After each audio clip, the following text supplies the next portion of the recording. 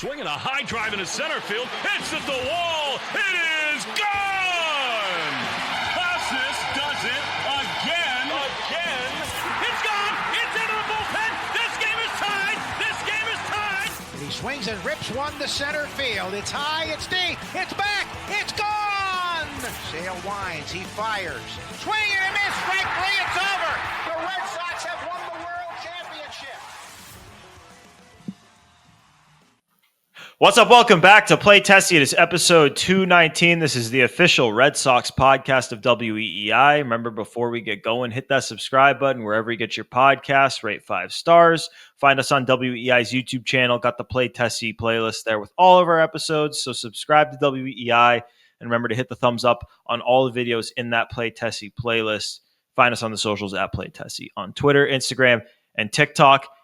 And Sox are coming off a series win, and the Play Tessie guys are at full strength for how long has it been since we've all three of us, because you guys had trips back to back.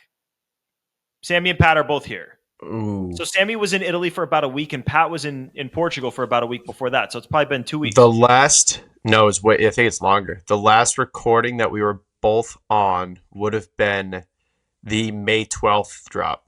Oh my God. Wow. So, Yeah. Okay, well, we're all here, and I don't think we have any planned absences anytime soon. So we're all back, and the Red Sox are coming off a series win, which is great. It's nice to have a couple of days where you don't finish your night wanting to end it all.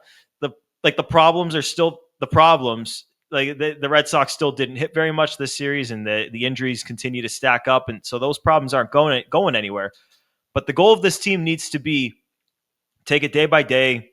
Win series, do it one at a time, and stay afloat as long as you can, because eventually, some guys will come back, even if it's not in the short term, and eventually you'll get Roman Anthony up here. And yes, we're gonna continue to talk about the Roman Anthony call-up situation, especially since Sammy hasn't gotten to put his takes out into the stratosphere on this show yet. But as for this weekend, I wouldn't say it was pretty. Most of the time it wasn't, but in the end, they did it. They won a series. May is done. May sucked. It's over. We're on to June, and we start June on the first day of June by winning a series, and just hopefully we can do more of that, whether it be pretty or not. Yeah, I think setting the tone is really important in baseball over a long season. And I was saying to you guys last night, Saturday night, as we record here on Sunday, really, really want to get a win in this final game against the Braves, just to set the tone for June. Like you said, Gordo, May was rough. We all want to forget about that month. So to get not just a win, but a series win against a good team. I know the Braves record isn't great, but that's a good team. You look at up and down the roster, there's a lot of talent. So have to feel good about that. I will never, ever complain about a series win. I don't care who it's against. Maybe the Rockies you could sweep, but the Braves win the series. Happy, set the tone, like I said, move on. You got the Angels next, then the Yankees. Hopefully a sign of things to come, and hopefully we get more than 24 hours of being happy for once with the 2025 Red Sox. That will not happen. Illegal. Sammy, if they took 2 out of 3 from the Rockies, but they won the games 3-2, 3-2, and then they lost the finality 8-1, we would be freaking furious. We would be so mad. We would be so mad. Hey, it depends what happened before the series. What's their record at the time? It's a major league team. They may be 9-50 right now, those Colorado Rockies, but we're here to talk Sox, dude, not the 2007 National League champion Rockies. Yeah, it's good. You start off, you end May / begin June with a series win. Sox are undefeated in June. We'll get to, kind of like a whole preview thing, but there's a good chance or a good probability you would think that they can start June at least 3-1.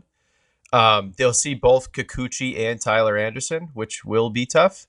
But yeah, off on the right foot. Gordo, like you said, by no means was this a pretty series win, aside from watching Crochet just hang his nuts. But yeah.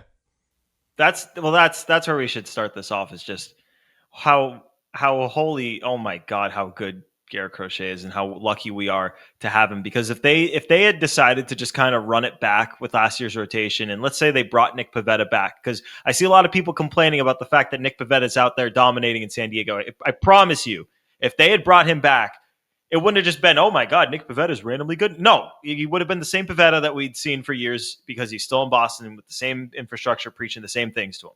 He would have been whatever. And we wouldn't have Crochet, and we would just have no stopper, and it would just be this endless cycle of starters going 4-5 innings if you're lucky, and 4 runs, and the bullpen's got to carry you, and then they're going to burn out. No, like with Crochet on the mound, not only is it an entertaining product, you got 12 Ks today.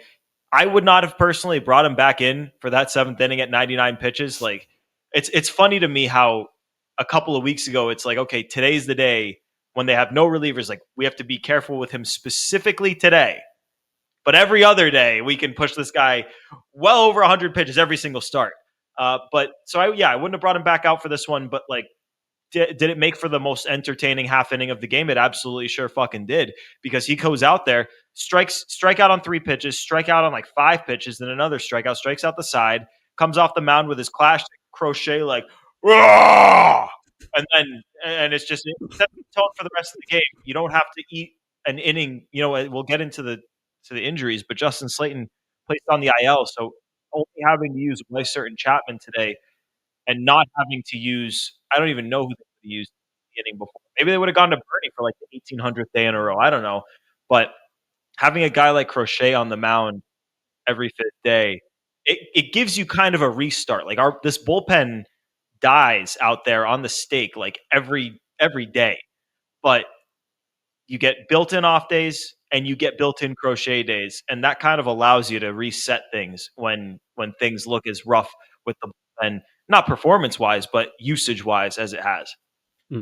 Yeah, he's a true stopper. He really is, like, not quite an off day for the bullpen, but it's kind of like a half day, a short day at school. In elementary school, Wednesday, sometimes you get the half day. That's like the Crochet day for the bullpen. And one thing I've noticed with him, I feel like really early on in the game, you can tell which version of Crochet you're going to get. And to me, there's 2 versions. There's the Crochet that relies on stuff, the guy we saw on opening day, where he's not at his best, but he's still really hard to hit, and he'll still go 5, maybe up to 7 innings, allow 1-2 runs, still really good, great pitcher. And then there's the version of Crochet that we got on Sunday, today as we record, where he has his command and he has his stuff, and he's just completely unhittable. Gives up that 1 solo shot in the 1st inning, and that's it. Nothing after that. Just shut the Braves down. Got dinked and doinked with some little blooper hits. How many hits did he allow? Because 3 of them were bullshit. 5 hits, 3 of them bullshit. Yeah. But go on. And he worked around all of them. He also, I mean, I don't want to harp on little things. Connor Wong has been struggling out there. There was 1 strikeout that Connor Wong totally took away from Garrett Crochet. Very frustrated. Even mentioned Wong struggling before this one that I'm talking about on the WEI broadcast. The Wills were talking about it. So it's Crochet without the best defensive catcher back there too, and he still just dominates. Like, exactly what we wanted. And again, I'll say it again, I think even better than we expected, which is insane because we had huge expectations for Garrett Crochet, and I'm pretty comfortably saying he's surpassed them to this point, June 1st. So what, 2 ERA on the button right now?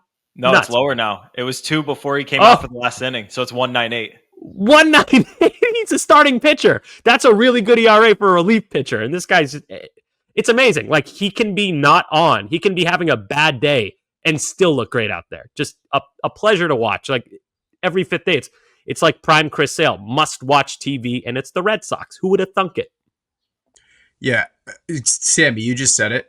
Aroldis Chapman statistically has comfortably been about a top 5 closer in the sport this year. He has a higher ERA than Garrett Crochet, and he's blown 1 save. Like, that is insane. That's stupid. Nuts. That's nuts. I think we should have come in. I know it's a Crochet day. They don't necessarily, you feel good on Crochet days about Crochet, but you shouldn't necessarily feel good about them winning the games because they basically run a 500 clip when he's on the mound because they just don't hit for him. And not for nothing, after the 1st inning, they didn't hit for him. And if Trevor Story had been doing what Trevor Story's been doing for the majority of the season, this would have been a 1-0 Braves shutout victory because the Sox didn't score anything after the 1st inning. But I thought about this morning. I woke up and obviously, the second game of the series was the first time the Red Sox have been shut out all season somehow. Their last team to get shut out in baseball. But I woke up this morning thinking that the Red Sox were going to win because I thought back to something that came out on Friday before, like right before the first game started, which was that the Braves players had requested that the team don't play music during batting practice when the Red Sox are taking BP, because the Red Sox, I guess, didn't play music when the Braves took BP at Fenway a couple weeks ago.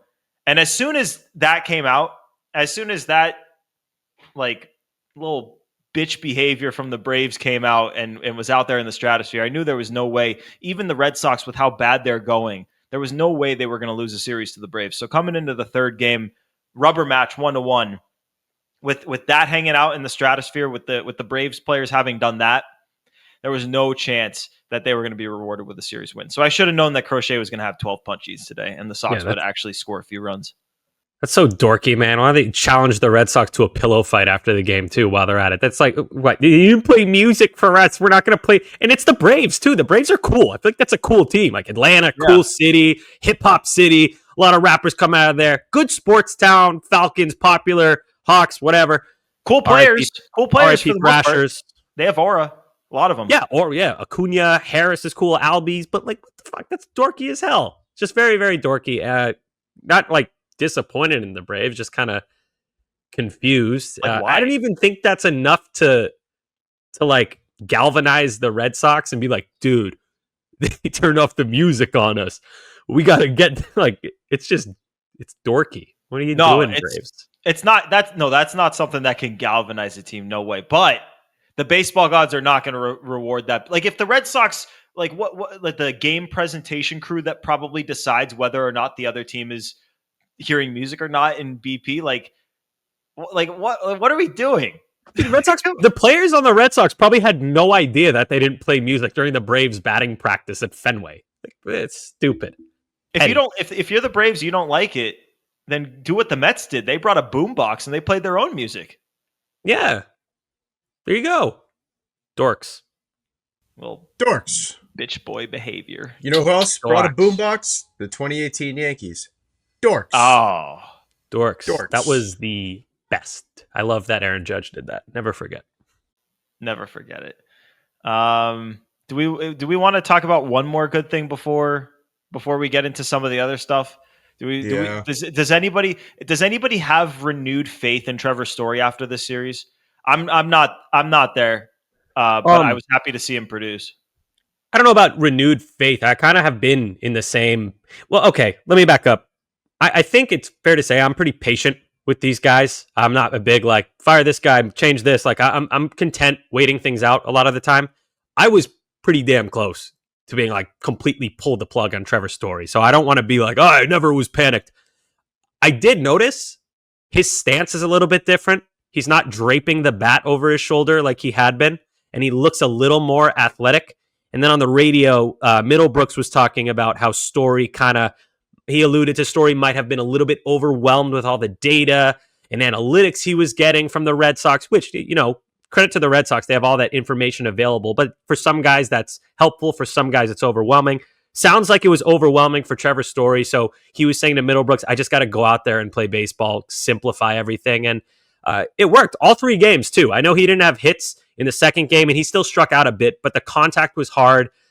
Running well still. The defense is not as good as it once was, but it's fine. So, I wouldn't be surprised if he went on another heater. I don't know if he's ever going to be close to the guy that the Red Sox thought they were getting, the guy who played in Colorado for years and was an all-star multiple times. But it's nice to see him produce and not be, he was a complete negative for almost an entire month. So I think we'll all take anything out of Story at this point. So good to see, happy for him. So Pat on the last podcast, we had kind of a discussion. Pat, you opened it by saying, correct me if I'm wrong, that you DFA Story, or you were close to that. And I said I would be totally open to moving him to the bench, but I wouldn't DFA. Where are you at right now? Yeah, I had said if you had Bregman, you DFA. Right now, you can't. You bench him. I'm probably about the same. I did notice that his stance did change. His bat's more upright. He's more. I think the other thing too is like the thing. Like as bad as Trevor Story's been, he's a smart baseball player. Like he has to know that he's swinging and missing on fastballs down the dick, and he's chasing sweepers in the dirt and outside. That being said, if he's being overwhelmed by data, I'm sure he was approached with all kinds of numbers to show him how bad he was on those two pitches.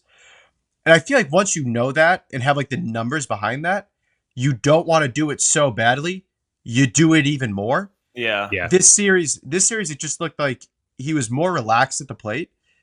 Like there was a stretch there for about 2 or 3 weeks where you knew he was going to strike out in like 4 pitches. Today this series, was jumping on the first pitch. He was taking those balls in the dirt. Like it was just a much better eye at the plate. It was a more aggressive at bats, and it worked well. He had a great series. Got to inside pitches too, which is something he hadn't been doing. Yeah. So he could turn on the ball, which is nice. I still don't feel great about anything on the outer half with him. But Nope. Next best thing would be to lay off of it, which he didn't do it fully in the Braves series. Like I said, he still struck out quite a bit, which is the big issue with him. But baby steps. He's still a guy with a very impressive pedigree. I would call him a guy with, he still has, I don't know if you want to call it a ceiling since he's been in the league for a while, but we know what he can do. We've seen who he is. So this year too. Yeah. Come on. Like this year, even if it was for like a week and a half, we did see it. So I think it's fair. Yeah. It's fair. But I but know what you're saying. He has a ceiling that a guy like, let's say, Nick Sogard doesn't have. Yeah. And again, I don't want to be like, I never gave up on Story. I was damn close to being like, just get rid of the guy. But then kind of like what Pat said, with Bregman gone, you really can't. So maybe the Bregman injury saved me from having a bad take. I think it would have been a fair take. Pat, you go ahead. Yeah, one thing, because I know we're going to get into some dark shit. One thing I do want to point out today, because last episode we were kind of critiquing Cora and how the game plan has to change and how it just didn't feel like you're feeling like that magic touch this year. Great job by him today to kind of have a pulse on the team and not put Campbell at first, even when he said he was going to, and keeping Toro in there. Because Toro went 2 for 4 today. He's been like by no means one of the MVPs of the series. Great, man. And then on top of that, like by no means a Gold Glover, but he's not like inept over there. Like he's dug some balls out. Like he's perfectly fine over there. The stretch in the first game won them the game. The stretch today on that diving snag by Story, I think he even might have picked that one. They scored 3 runs, and he was a big reason as to why they kept the Braves to 1, 2 for 4. So credit to Cora for keeping him in the lineup. And I don't want to say like not keeping his word, but kind of playing the hot hand. You gotta take it as it comes. And with Toro, you couldn't at this point. They optioned Sogard for a reason. Abraham Toro has won that starting first base job so long as Devers isn't willing to go out there. And yes, Toro's been great. I am still very firmly in the camp of I would want Rafael Devers playing first base to get this lineup deeper. We talked about that a ton on the radio this weekend. We talked about it last podcast. I'm maintaining that take no matter how well Rafi hits at this point. But to talk about Toro though, at this point you just ride the hot hand in that spot because it's the best you're getting both offensively and defensively. He's probably, granted, Romy Gonzalez is on a rehab stint, so at some point Romy's going to be firmly in that mix too, if not even necessarily. He might just be the starter. I don't know. We'll see what they do there. It might be a platoon. This series had like a few splits. There were a few examples of like classic fan complaining about the manager or praising the manager. The first one I thought of was when he pulled Giolito and it worked. He pulled Giolito with 4.2 innings, then Wilson comes in, strikes out, who is it? Olsen, or he gets Olsen out, and people are going, "Oh, Cora decided to manage." But it's like, if that didn't work, everyone would have ripped Cora to shreds. And then the same thing with this. He did it. They ripped him to shreds when he pulled Bayo. Two days, the game prior. Yeah. And then today, it's like, you're abandoning the plan. It's like, well, you want to take a hot bat out of this lineup right now? I think it's good, man. I get that it's nice that he said, hey, we're planning on using Campbell on Sunday because Crochet's pitching. It'll probably be the easiest circumstances for Campbell to get used to a new position. I get that. That's great. But him abandoning it is good. he's managing. That's what managers do. He went with a hunch, and it paid off. So I don't get. I saw a weird amount of complaints about that, and I don't know. I thought that was good managing.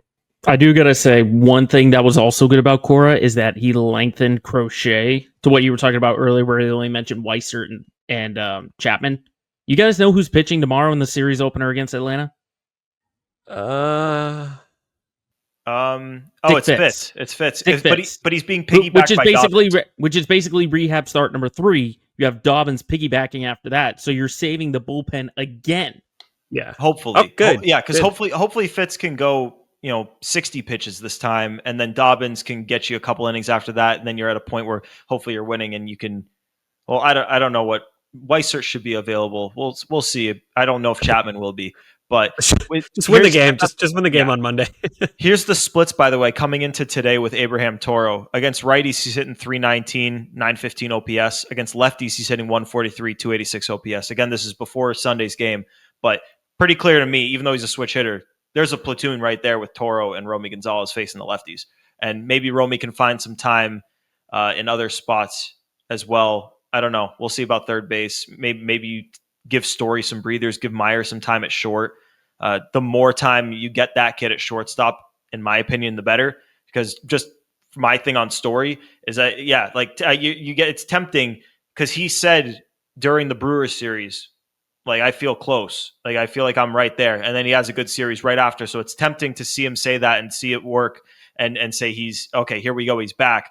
But I don't personally have enough trust in his ability to hit real fastballs. And eventually, to me, I just want to see the guy who gets female cops ogling over him to be the shortstop. That's what I want to see. And by the way, that Braves organist is incredible because we all saw that video of that female cop oogling over Marcelo, handsome Marcelo. And then today, Marcelo's first at bat, the Braves organist plays "Your Body Is Wonderland." Really? He comes up, yes. Yeah. He comes up to the plate. Just unbelievable. And again, Will on WEI, we're talking about how great the Braves organist is. And I'm like, I've never heard these guys talk about how good a team's home ballpark organist. I only really know Josh Cantor. But man, and then what was it? For Willier. They played Sister Christian for Christian Campbell a bunch. I did notice that one. Yeah, and then for Willier, it was some song where it's like, "Will you still love?" I don't know, just all these funny puns. Very Flintstones good. Theme song for Abreu. Yes, Why? No, for someone. Why the for Flintstones? Wilma. Yeah. Wilma. Yeah, you're right. And then Friday they did the who's Halloween Wilma? theme for Meyer. Who's Wilma in the Flintstones? Oh my God! I know Fred. I know Fred and Gordo. Barney. Is it the dinosaur? Go. Isn't it the mom kind of figure? Yes. Mom. Yes. That's redhead. this might be the Flintstones worst pop culture illiterate thing you have said. No, he said worse. He said worse. When did No, the he's had way Flintstones worse. first air? That's not one of Gordo's worst pop culture. No, that's not one of his worst. omissions. It's bad. It's bad. The Flintstones started in 1960. Give me a fucking break, you old heads. Jesus Christ. Come on. It's not like Everyone we're talking knows the SpongeBob here. Flintstones, I can tell you SpongeBob. If I didn't know who Patrick Star was, you could come after me for 1960. Gordo, what's Squidward's cousin's name? Don't help him. Oh, Squilliam. Fancy son. Squilliam what? Okay, fair. Good job. You win. That's why he gets paid the big bucks. I win. And then where's handsome Squidward from? I was talking about handsome Squidward the other day. What's handsome that? Squidward's just like it just pops up in one episode where he's like Chad face. Yeah. Okay. I watched some SpongeBob. I watched like some, Drake and Josh. I got in trouble in high Parents. school. I got in trouble in high school for telling a person I didn't like that they looked like the Alaskan bullworm. I had to go to the principal's office. So why? Really? Come on, why? That's such a low threshold. That's a quick hook. I'll tell you guys after we're done recording. Okay. It wasn't nice. Okay, Sammy was a dickhead middle schooler, confirmed. If you look at the old picture of Sammy, was that from your That was a rough or time in something? the 1950s, wasn't it? Yeah. There it is, Joe. Sammy, where's that picture of you looking like with the shaved head and you're just like grimacing? Like, Oh. no, not you're like scowling at the camera. I was What's that from? 16, dude. I was 16 and I was really into like combat sports. I thought it was sick. Yeah. I was like, yeah, I could fight. You were into combat sports? Well, now it's a job. It's a little different. Anyway, yeah, I had a buzz cut. Really, really tight kind of military haircut. Looked like a douche. A douche. All right. Should we? Yeah, let's do the Roman Anthony thing. So where we were on this, obviously everyone in Red Sox Nation wants him to get called up, and maybe he will get called up soon. Maybe he'll get called up by the time you're hearing the podcast. Who the hell knows? They got 2 lefties coming up the first 2 games of the Angels series, so I tend to think that if he's getting called up soon, Wednesday might be the day. We'll see. But we had Brian Abraham on the radio this weekend. Let me pull up the quote because I don't want to get it wrong. Oh, actually, I wrote it down. He said a lot of excitement coming in the next couple days, and then we all like kind of laughed and went, "Oh!" And he said, "Little tease." So Nate Eaton. Yeah, maybe that's about Nate Eaton. Maybe it's about Blaze Jordan getting promoted to AAA. But I tend to think he's talking about Roman Anthony. I don't think they're going to have him debut against a lefty, but then again, they had Meyer debut against a lefty, so you never know. Though that was definitely by necessity as opposed to just calling the guy up. And we still don't have an obvious path to where he will play. I think we've all talked about what we would do individually, but the Red Sox have not tipped their hand there. He's not called up yet. I think we all want him called up. Sammy, I got to give you the floor here because Pat and I talked about this ad nauseum on the last podcast. Where are you at on the Roman Anthony thing? Yeah, so I want Roman Anthony to get called up. Obviously, he's major league ready. I think we all agree on that. The numbers are the numbers. I think he's around 1,000 OPS in AAA, hitting like 330. So, but here's what I think is going on. And a shout out to Red Sox Payroll on Twitter. Great account, great follow if you're a Red Sox fan.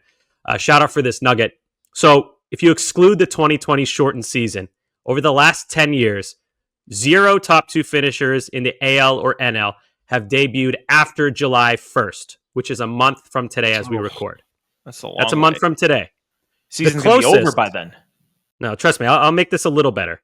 The closest was Francisco Lindor. He debuted on June 14th, 2015, finished second in the Rookie of the Year voting, put up a 4.1 BWAR that season, 12 home runs, 22 doubles, 4 triples, 12 steals, 835 OPS, and he played shortstop. Good defense there. Next is Carlos Correa, June 8th, 6 days prior, same season. He won the award, 4.7 BWAR. And then the third closest would be Jordan, June 9th of 2019. He won the award with a 3.7 BWAR, kind of a weak class that year. So those are the latest. OPS? What was Jordan's OPS that year? Because I remember him absolutely dominating. It was like 1,000. It was something crazy, like just unbelievable. Like he dominated.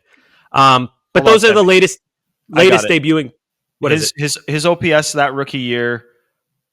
Sorry, I scrolled right past it. All right, here we go. His OPS that rookie year. Nope, I don't have it. What the fuck is with Baseball Reference? Here we go. Like 1,037. 824? Oh, no, that's the playoffs. What the fuck is Baseball Reference is tripping out right now for me. Here we go. 1067.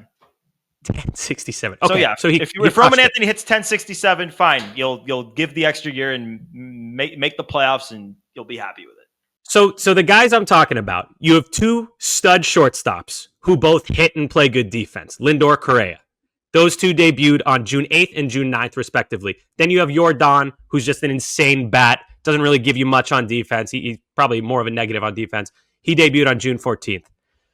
So I understand where the Red Sox are coming from. They're trying not to lose that extra year of service time with Roman Anthony. I believe their thinking is it worth it to call up Roman Anthony now, get an extra 3 or 4 weeks of him to help this young, injured, kind of underperforming Red Sox team?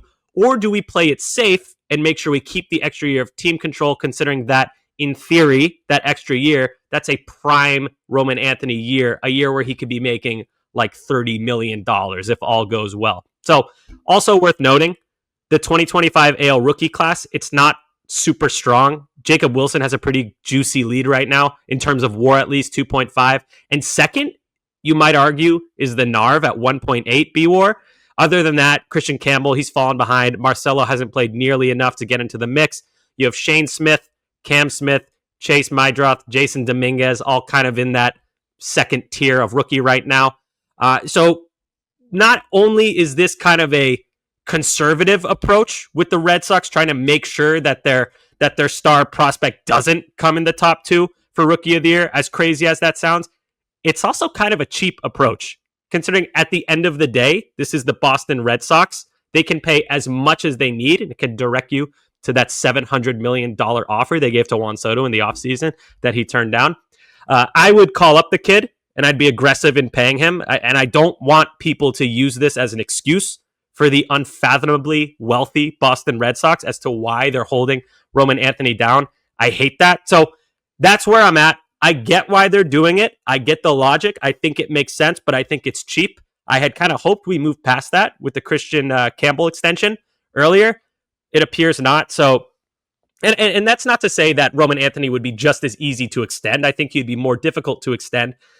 But I think at the end of the day, put the best team on the field. This is a struggling team. I don't think you're relying on Roman Anthony to be the savior. You want him to be a spark of sorts. It'd be more ideal if the team was hot and then you call him up. It would be more ideal if you didn't lose that year of service time, but not everything's going to work out perfectly. So I would call him up. I get the logic. I don't love it. That's where I'm at. The thing I keep coming back to though is just if you call him up and he comes in the top 2 of the Rookie of the Year voting, chances are he helped you turn your season around.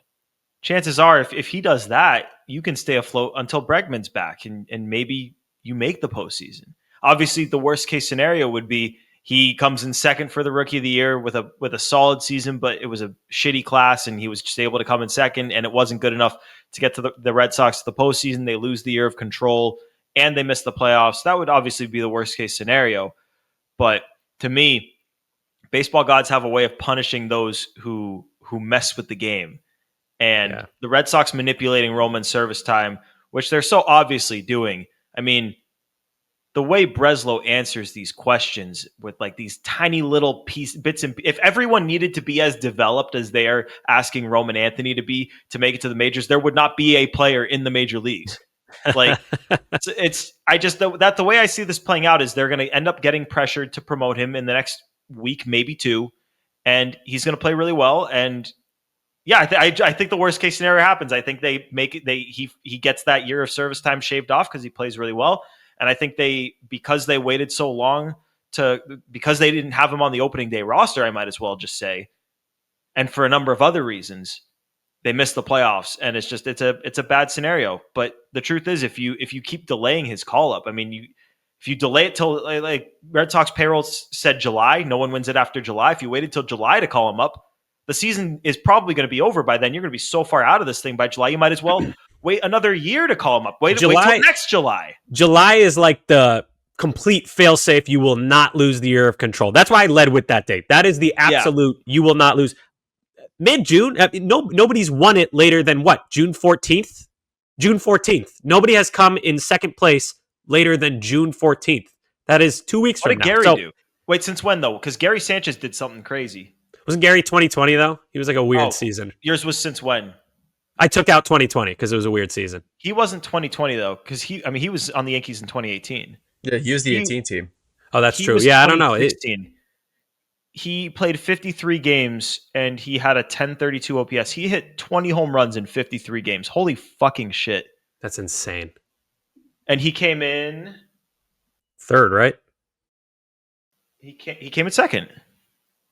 What year was that? 2016. Came in second. AL Rookie of the Year. Who beat him? 2016? Michael Fulmer. Red Sox legend. Oh, man. There's no way.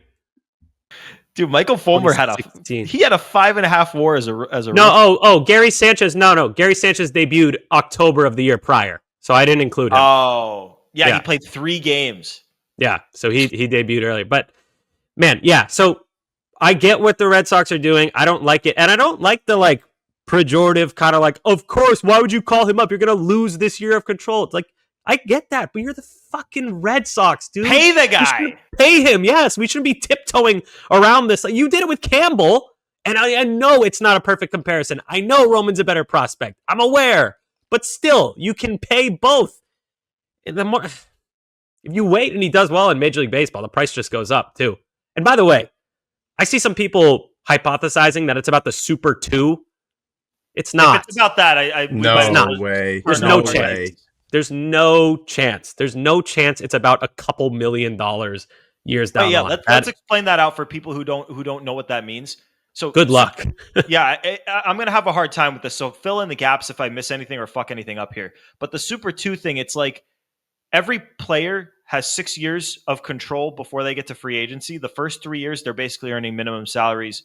And then the second 3 years, they go to arbitration where they get to earn more than that. And it goes up little by little each year. So like first year of arbitration, you'll earn like a couple mil. And then if you're a really good player, like we think Roman's going to be, second year, you might earn like 9 or 10 mil. And then third year, you'll get close to like Soto and Ohtani were like in the 20s and 30s by the end. And like good players will be in like the teens at the end.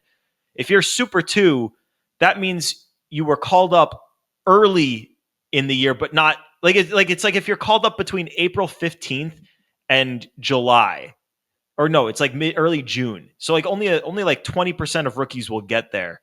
You get it's like you don't know the date either. Yeah. Like it's kind of like it's stupid. It's not that. That is not. You get 4 years of arbitration instead of 3. That's what it does. And it allows the earning potential each year to go up because you were in arbitration the year prior. So he would earn more money, but it doesn't impact the team control. Right. So that's why we're scoffing at it. Pennies to a major league team. This is nothing. I saw a few people, not a lot. This was not a popular opinion, just to be clear. Not a lot of people weren't saying this, but I just saw that a few times. It's service time manipulation. That's what it is. It's not the Super 2. And, people have their opinions on it. If you want to defend the Red Sox, if you want to defend the Red Sox for keeping the number one prospect in baseball in AAA while the team is struggling so that they can keep him for an extra year rather than pay him, that is your prerogative. I would rather them just call him up and pay him. That's where you lose. Yeah. Just pay the guy. Like it doesn't, it's just because he doesn't want to necessarily, because he's had some quotes where he said, I don't think I would be super interested in signing something today, but it doesn't sound like a situation where he's completely closed off to an extension in general. Maybe it's just he wants to play a year, establish himself as a legitimate major leaguer, and then go from there. And if you offer a guy $100 million, it's tough to say no to, I would imagine. Yeah, that's a lot. That's a lot. That's high. I hope they do pay. Like if they let Roman Anthony hit free agency as like a 27-year-old, like I don't give a shit whether he gets the service time or doesn't, or if he's a free agent as a 27, 28, whatever. If they let him get to free agency with how good he's probably going to be, there's a million more problems rather than they didn't get that extra year because they called him up to try to save their season, which is in the gutter because of a million things that they've also fucked up. Can you imagine being an Orioles fan? This is what they do. They call their guys up, don't extend them, and then let them hit free agency, and that's it. Bye-bye. It's awful. Yeah, I don't want to be like the Orioles. I don't want to be like that. Fuck. Yeah, we're so far we've been the Orioles, except we haven't risen to prominence. We just got the top farm system, had a bunch of guys come up, and it hasn't amounted to anything yet. Not saying it won't, but that's just where we're at right now. We're like long way to go. But yeah, I hear you. One more thing I want to talk about, unless do either of you guys have any last thoughts on Roman before I pivot to one more thing before enough said? No. Okay, I want to talk about something Breslow said about Alex Cora before the second game, because I didn't hear the audio, so I do need to go back and listen to the audio, but I have the quote, and this is Craig Breslow on Alex Cora. Yeah, we have a lot of confidence in Alex's ability to lead this group, and that doesn't mean that we don't have conversations every day about what we might be missing or more we can do. But we obviously made a commitment to Alex. We're going to see that through. And right now, it's about making sure that we're doing everything we can to enable the 26 guys on our roster to help us win as many games as possible.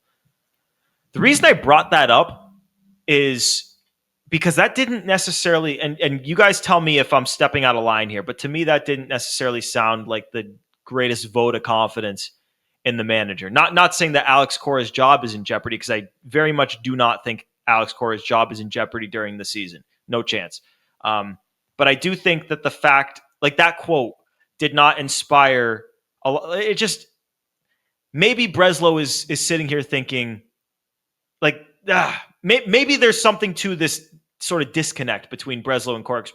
We've heard little bits and pieces that maybe lead us to believe that based off of things that Cora has said. And he did this. He was way harder on Heim in the media than he's been on Breslow, but you've heard some things in the things that Cora has said that kind of have led us to believe that maybe there's a disconnect. But hearing this from Breslow, I definitely think there's something there. And again, I don't think Cora's job is in jeopardy right now. If anyone's job is in jeopardy, it's going to be a coach, and we'll see what happens there. But with Breslow and Cora, that is a relationship that's worth monitoring, because they gave Cora a ton of money, and that's an important relationship. The manager-GM relationship is maybe the most important relationship in any organization. And so we need those two to be getting along. And it scares me to kind of hear like, yeah, we made a commitment to Alex and we're going to see it through. Ugh. Gordo, to that end, the Red Sox paid Cora a lot of money. I think it's fair to say he was their top choice as manager. And Breslow was certainly not the top choice for GM or president of baseball, whatever the fuck his title is. So I do kind of wonder sometimes who holds the cards in this weird relationship. Like, is Cora's job security more than Craig Breslow's? I would say yes. And what does that do to the relationship?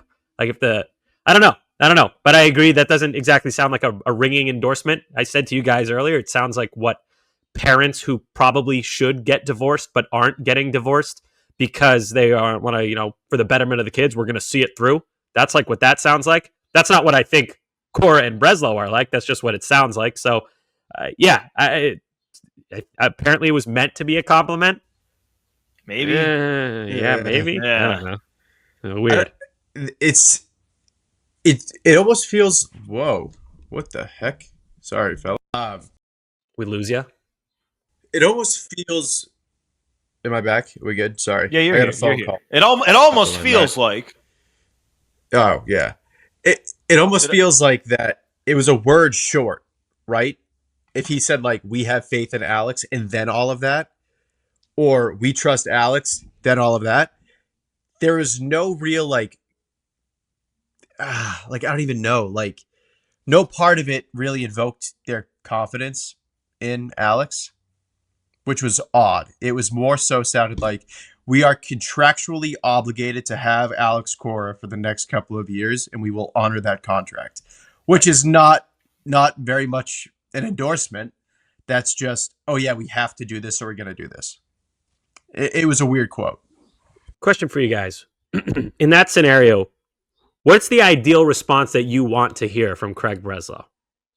I would want to hear, even if it's not necessarily what he believes, I would want to hear, Alex is our manager. We think he's doing a great job. We think he's one of the top managers in the sport. Like, right. Nobody we'd rather have running this team. Yeah, I'm with you. I wish the friggin' Red Sox would take some notes from like how Bill Belichick handled his tenure in New England. Like, you don't have to directly answer every. You can circular answer a lot of these questions and avoid them. You can give an answer without giving an answer. And I know people will get mad. That's more something that fans get mad about during the offseason when we want to know like what's going to happen with the team. But in the middle of the season, there's no benefit to the drama. I don't know. I wish Craig Breslow could just be strapped to a chair and eyes peeled open. He has to watch Belichick interviews over and over and over till he gets that kind of cadence in his head where you just never really answer any question. Not to that extreme where he literally would just repeat the same thing over and over without answering, but just learn how to not answer questions so we're not kind of like, do you hate Cora? Right, exactly. Like this shouldn't be something we're talking about here. Like I understand if you're Breslow and the team on the field, like you feel like you put a winner on the field and it's not winning. And then meanwhile, you also kind of hear like some backhanded jabs coming from, like, I would understand if he's a little bit annoyed that it feels like he's taking heat because of things that Cora is saying, when he feels that, hey, every single move I made during the offseason has worked and the team that we put on the field isn't winning. And I don't think it should be the blame should not be placed on me. I would understand if he's frustrated, but there's a way to answer these questions so that podcasts like us don't end up talking about the response. Yeah. And yeah, here we are, man. I just It's don't not, get not like the craziest thing in the world. We're probably not going to talk about it again unless it comes up again. But still, like it shouldn't even be a thing. Like they won a series. That's what they should want us talking about. But yet, how much of this podcast have we spent talking about the series as opposed to the things that, like, they're not calling up Roman Anthony. Craig Breslow is like backhanding the manager. Like we're spending a lot of this podcast talking about that shit. Yeah, man. I mean, if you school of Belichick, we'd be, glazing Garrett Crochet, talking about how the bullpen's been good, talking about good June start. Go Sox. I know we didn't get a lot. We didn't have time to I mean, what are we really going to get into? Justin Slayton's hurt. Hopefully, it's nothing super long term. That's going to hurt. That's going to hurt. I know it hasn't yet, and it's like easy to ignore it because it's a bullpen guy and they won a game, but they're gonna that's gonna come back to bite big time. I'm officially worried. I'm worried about the bullpen. I was already the bullpen's none of the us bright have been spot on the team, and right. It has been. It's been good. Weissert, by the way. Oh my god, what a freak! Where would they be without fucking Greg Weissert right now? But man, yeah, Hendricks hasn't been close to what we wanted. Now you don't have. I don't think he's pitching for the Red Sox ever again. You're not going to. Wouldn't shock me. Same. Yeah, wouldn't shock. I'm fine with that, honestly. Yeah. We talked about the other day, Gordo, but Slayton's a guy who, for better or worse, was on pace for 60 fucking appearances. That's a big loss. That being said, I do want to shout out Nick Birdie really quick because he has looked awesome in the limited action he has had. So hopefully that's a legit bullpen arm that can kind of be there the rest of the season because so far he's looked really good. And we got Luis Guerrero, the best pitcher of all time, according to Red Sox Twitter. Gordo loves that. According to Red Sox Twitter, you guys are great. Let's do enough said before we get out of here. I'll ask you guys. I'll do my enough said first. It's a question. So it got me thinking. So Josh Harrison retired over the weekend. Okay, Josh Harrison, who I believe made an All-Star team at one point, has not been. He's been hanging around Major League Baseball, taking any deal that he can get, and he has somehow been hanging around for a long time in like these nothing roles where I don't understand why teams were two-time All-Star. Wow, two-time All-Star. But yeah, I have no idea how he hung around as long as he did because he has not been good in quite some time, and he finally retired, quote unquote, over the weekend. I say quote unquote because he was definitely just like, okay, like nobody is giving me a contract anymore at this point. I've squeezed every last ounce that I possibly can out of this career. And I saw a lot of people congratulating him. And my question is, why do we congratulate a guy like Josh Harrison, who clearly doesn't want to retire? He clearly would keep getting paid and making money as a Major League Baseball player if he could. We should be giving him condolences. That's weird take. They're saying congrats on a good career. Like, of course he would like to play more. What are you gonna be like? Hey man, sorry nobody wanted you as you approach age. Wait, isn't he almost 39 years old? He debuted in 2011. Josh Harrison. He's about to turn 38. Yeah, so no, it's two separate things. It should be like in general when talking about him, great career, man. But on the day he retires, like he doesn't want to retire. It should be like, hey man, like I'm sorry. But he's just not happy. That's not how socialization works. You congratulate a guy on a 10+ year. Questioning the norms. Send flowers to his house. Yes. Like he's dead but still alive. Think about it. He probably loved his baseball career like a family member. If his family member died, we're not gonna say congratulations on your dad dying. We're gonna send our condolences. Your baseball career died today. I'm sorry. Better days will be ahead. It's so different, Gordo. You're not like congratulating someone on their dad's had a good life. It's like, congrats on a good career. Enjoy the rest of your life. Like it's so different. He played over 1,200 Major League Baseball games and made the All-Star team twice. Congrats, man. That's amazing. Oh, yeah. No, it's two separate conversations. Congratulate him when he's not in mourning about his career. He hasn't played in Major League Baseball in 2 years. I doubt he's in mourning. He's probably like, oh, shit, I haven't officially retired? Oh, yeah, I'm done. I'm sorry, I forgot. Probably forgot. Probably have to like hit a button or like sign a note and be like, oh shit. Breaking news. Breaking news. Oh, Dom Smith has opted out of his Yankees contract. That we don't need him. We got Abe the Bull. I just more so meant we got Dom Smith is not a Yankee. Okay, that's well, good. that's good. That's good. Yeah. That's good. By the way, Abe the Bull. People are liking our Abe the Bull nickname. Yeah. It's very natural. Gotta Abe run the with Bull. it. Abe the Bull. The PT nicknames: the Narv and Abe the Bull. Abe the Bull. And rest any in peace to Josh Harrison. rest in peace to Josh Harrison's career. I hope you don't have trouble finding yourself in your post-playing career or whatever you decide to do in life. You know what's really funny? Look at his Baseball Reference picture. He looks so sad in the picture. Dude, yeah, this is like an old picture of him in the Pirates. He's like, shit, I'm done. Dang. Oh, He looks so sad. This is the weirdest. How do I follow that? I don't really got much. I just got back. You just from came Italy. back from Italy. You definitely have something. My thing from Italy was it's like it was nice being removed. It's so funny how different it is when like I couldn't really watch much Red Sox because the start times the time zone is so different. Plus I was doing wedding stuff. I was in the wedding party, so I was busy the whole time. But from Italy, it was so easy to be like, yeah, it's a good Red Sox team. They're banged up. They're a little under 500 right now. This is fucking annoying. I wish they would stop losing in these bad ways. But you got over 100 games left. Hopefully they go on a run. I'll think of the Astros and the Mets of last year. Those teams did that. And then I wake up in the morning and I see posted on Play Tessie, below rock bottom. And I was like, Jesus! The boys are crashing out. What's going on? Sammy, So I'm not gonna call you guys out and be like, guys, relax, because I'm Sammy, not living it.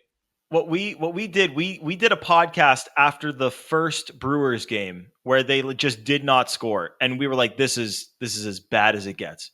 And then the 2 games in between that and when we recorded again were both blown leads in the last inning, walk-off losses. Like, No. Dude, every fucking morning that I woke up in Italy, Red Sox walked off, Red Sox walked off, Red Sox walked off. I'm like, Jesus, guys, shit. I'm kind of glad I'm missing these games, actually. I got to watch the one where Chapman blew the save. That's the only one I saw. And then I fell asleep. The Grand middle Slam game. that was a good one, Sammy. You watched a good game. I fell asleep and woke up to see they lost by 4 somehow. I'm like, oh, it must have been a walk-off. Grand Slam, going back to bed. People were doing the thing where they called those good games again, and it pissed me off. Like, no, they're bad games. Ugh.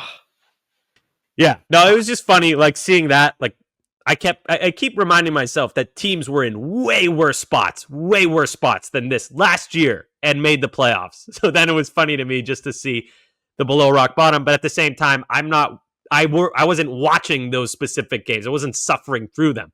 I was asleep. So if the Red Sox are playing poorly, go to Italy. I highly recommend it. Ugh. Pat, you got enough said?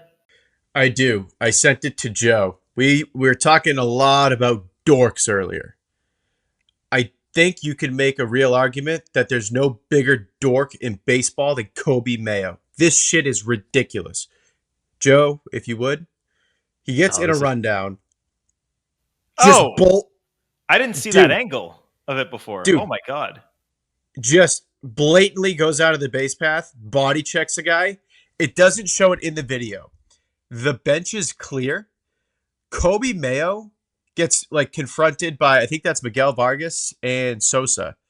Lennon. Just walks back to the dugout as the benches are clearing. Like completely instigates that and then just pouts and goes to the dugout. What a fucking dork, dude. Who does that? That was dorky. That's like, speaking of Italy, that's like soccer. So you see in soccer all the time. So I didn't like that. Also, he's playing poorly too. He was like wasn't he like a top 10 prospect, something insane like that, or 20 maybe? He still is. I believe last year he was like 9 or 10, yeah. What if he drinks Mayo? Ugh. I'm going to try to find out where Kobe Mayo is before we wrap. Let's see. Kobe Mayo. He's got to fallen off a little bit. Unless he Let's see. played too many games. So going Oh, back he shoved him after. He shoved him I after. know. I didn't realize and that. then he walks to the dugout. Dude, he's still number 17 on Pipeline's list, even though he's had this. What is this now? His third try at the majors. So he shoved him. He's 17. He's number 17. Number 17 Yes. still. That's nuts. That's nuts. So he shoves the. Okay, so first he flops, weak, dorky. Then he gets up, doesn't look at whoever White Sox player that was, and shoves him. Still doesn't even make eye contact. I think that's soft when you don't even look at the guy that you're Dude, trying it's to beat. so soft. Yeah, it's Very mayonnaise soft. right there. Kobe mayonnaise. Yeah, that's weak. That's weak. That's the story of the Orioles season, though. They've been weak and disappointing. Feeble. Second feeble. enough said, because I realize we're now at the 55-minute mark and didn't talk about this, but what a sick joke by the Red Sox calling up Nate Eaton and not Roman Anthony. Oh yeah. We forgot I to mean, talk about that. they're facing two lefties next. I week. don't give a get shit. it. That's a It's sick frustrating, but No, I get it. I fuck. No, it's not even logic. That's a sick joke. I feel people bad for dying Nate out there. Eaton. I feel I bad for know. Nate Eaton. He's probably a nice guy. Like, this is talk. probably really exciting for him. Doesn't talk. Very quiet. Yeah, but Does not talk by much. God, yeah, he doesn't Good hair. deserve to be caught in these crosshairs. But if the Red Sox are calling up an outfielder that they need to add to the 40-man, and it's not Roman Anthony, holy shit! So, Gordo, Like, would you give condolences or congrats to Nate Eaton? Congrats! Are you kidding? It's like the rebirth of his. It's like the birth of his career. This is great for him. He's making more money. Like, Josh Harrison doesn't have a source of income right now. We don't like this guy. Like, we don't know if he's gonna make it as a normal. A lot of these guys don't know who they are without their sport. He's gonna be on the Caleb Hammer financial audit. Like, we don't know. Some of these guys, we don't know. Gordo. We don't know. We got Gordo. There's a big thing that I don't think that you know. They get a pension. Like, he is All right. still. Yeah, that's good. he's Good for still- him. Congrats on the pension. You could say that. Congrats on the pension. Dude, they're taken care of.